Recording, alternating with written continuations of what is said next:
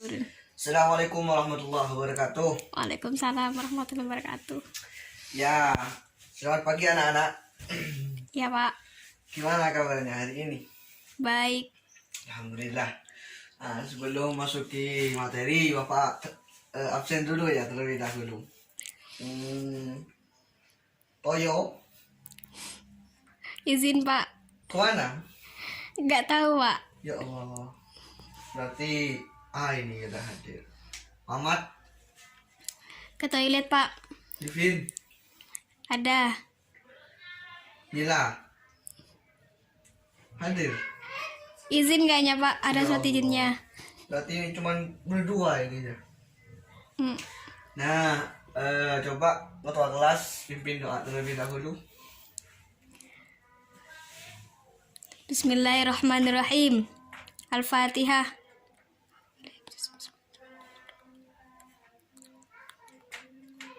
Amin.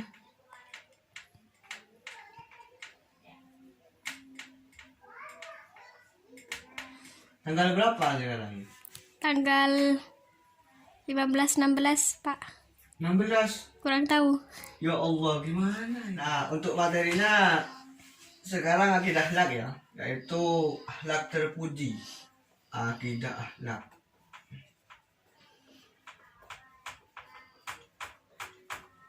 Tentang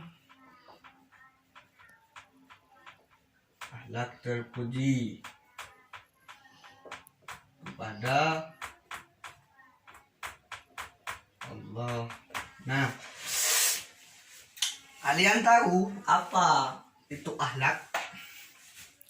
Belum tahu Pak. Ya Allah, akhlak itu ya dalam menurut bahasa yaitu kholakoh, bisa diartikan tata krama, adab. Terpuji ini yang baik. Jadi alat terpuji di sini bagaimana caranya kita tentang berperilaku baik atau bertata krama yang baik terhadap Allah, kepada Allah. Dalam pelajaran akidah akhlak menurut Quraisy Shihab itu ada 3 alat terpuji, yaitu kepada Allah, yang kedua kepada manusia dan kepada alam. Kita belajar tentang kepada Allah. Bagaimana perilaku kita terhadap Allah? Apakah sudah baik atau tidak? Dengan apa caranya kita berperilaku baik terhadap Allah? Yaitu dengan mengikuti Ajarannya. dan Perintahnya. dan menjauhi larangannya. Nah, seperti itu ya. Jadi kita mengerjakan perintahnya dan menjauhi larangannya. Seperti apa perintah Allah? Yaitu sholat. Nah, sholat lebih gampangnya adalah sholat.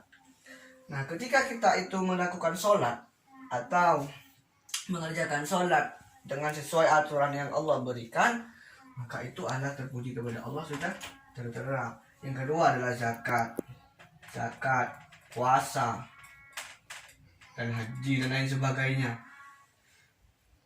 Apabila kita melakukan, yaitu mendapatkan pahala seperti itu ya.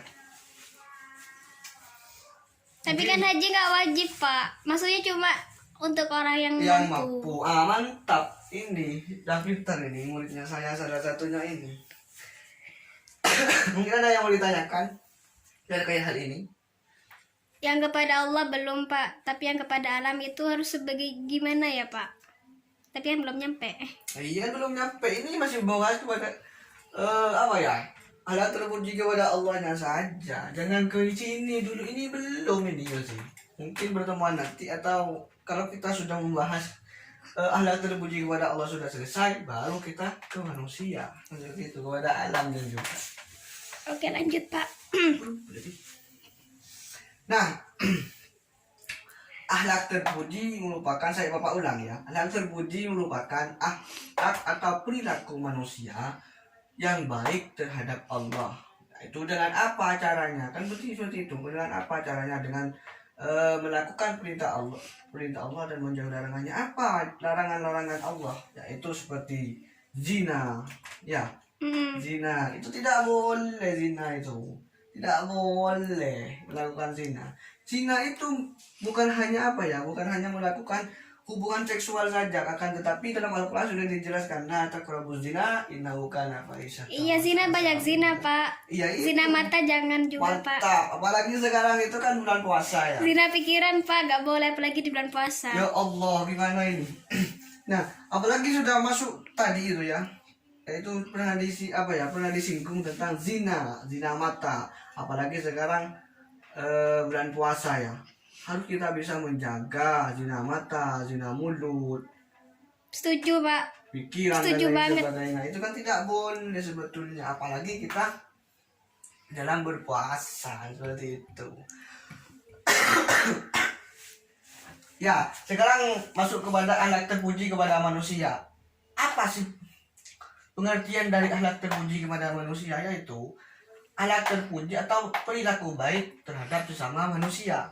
Seperti apa? Seperti gotong royong, ya. Menolong Gotong sesama. royong, ya. Tolong menolong ya. Mm-mm. Ya, Pak, contohnya itu misalkan kan akhlak kepada manusia yang buruk. Pandangan manusia yang buruk kepada manusia yang lain. Misalkan orang itu kan sekarang bulan puasa, pagi-pagi nggak tadarus atau nggak pernah taraweh gitu kan, pandangannya yang buruk gitu, Pak, seperti itu. Itu ya. Terus, Iya kan tadi kan berakhir di situ, Pak. Sampean kan mencontohkannya orang cacat. Orang cacat kan bukan akhlak yang buruk, tapi kan body shaming, termasuk body shaming oh, itu. mantap. Berarti pandangan manusia itu kan berbeda-beda kan ya. Ada yang mengatakan baik, ada yang mengatakan buruk. Seperti itu ya. Nah, yang ketiga adalah akhlak terpuji kepada Alam. Bagaimana kita merawat lestari atau melestarikan alam tersebut? Bagaimana kita merawat bunga? Bagaimana kita merawat pohon? Karena apa? Karena kalau kita memiliki perilaku yang baik terhadap alam, maka akan tidak terjadi kelongsoran dan seperti itu ya. Kalau tidak mempunyai akhlak terpuji kepada suatu alam atau melestarikan alam, itu kita itu melakukan penebangan pohon ya. Reboisasi Penebangan pohon. hutan. Nah, penebangan pohon atau penebangan hutan di situ bisa berdampak terhadap suatu kemusibahan. Itu karena apa? Karena perilaku kita tidak melakukan perilaku yang baik, bahkan perilaku akhlak tercela seperti itu. Itu termasuk akhlak tercela. Kenapa? Karena ada dampak negatif yang lebih banyak daripada dampak positifnya seperti itu. Bapak mau tanya. Kok bisa tanya ini? Gimana ini? Iya kan belum ngerti. Maksudnya sama alam itu apa cuma sama alam pepohonan, apa cuma juga alam yang lain? Maksudnya kan banyak makhluk juga tuh di alam, nggak cuma alam, ada hewan gitu tuh. Iya. Dan sebagainya. Iya, mantap. Itu gimana itu? Mantap pertanyaannya ini. Ini sudah ada rapat masih ditanya, ya Allah, gimana ini? Mantap bener nih murid saya ini.